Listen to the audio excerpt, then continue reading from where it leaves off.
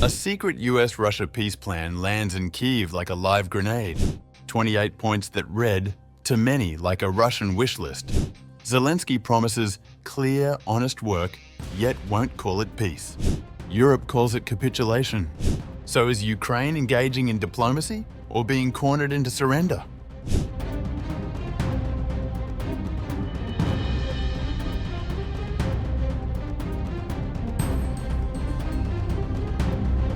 President Volodymyr Zelensky said Thursday that Ukraine would engage with an American peace proposal drafted in secret talks with Russia, talks that left Kyiv on the sidelines.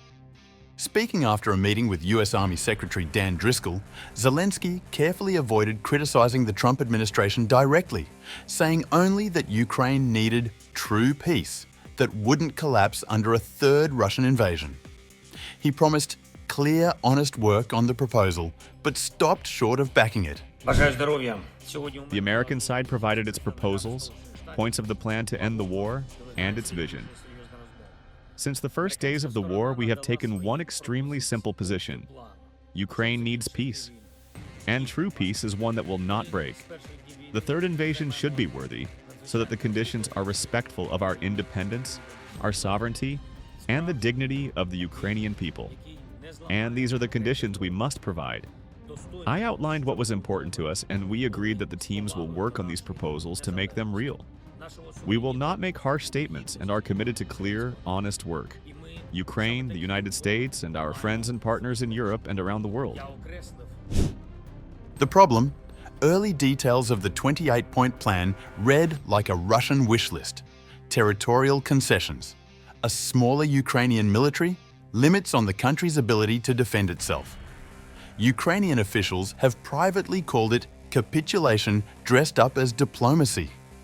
European officials warned that any settlement without Ukrainian and European participation would be difficult to sustain.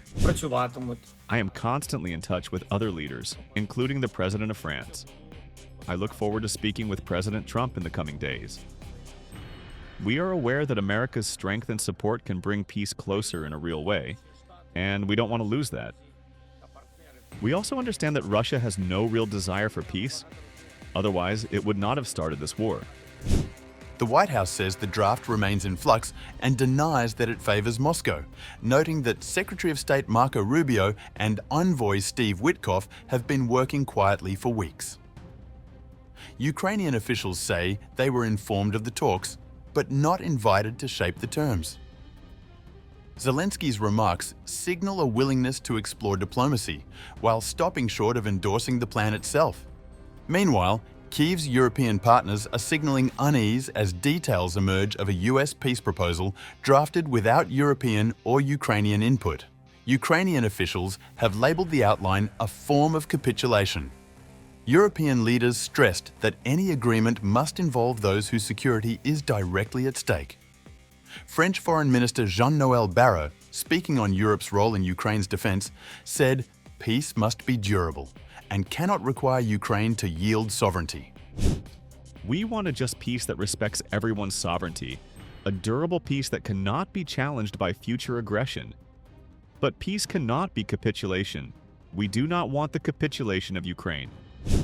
Poland's Foreign Minister, Radoslaw Sikorski, addressing European consultation, said, "We commend peace efforts, but Europe is the main supporter of Ukraine, and it's of course Europe's security at stake, so we expect to be consulted." Ukrainian analysts warn that limiting the country's armed forces or recognizing Russian-held territory would leave Kyiv vulnerable to future aggression. European ministers plan to discuss the proposal in Brussels, underscoring that a workable settlement must include both Ukraine and Europe at the table.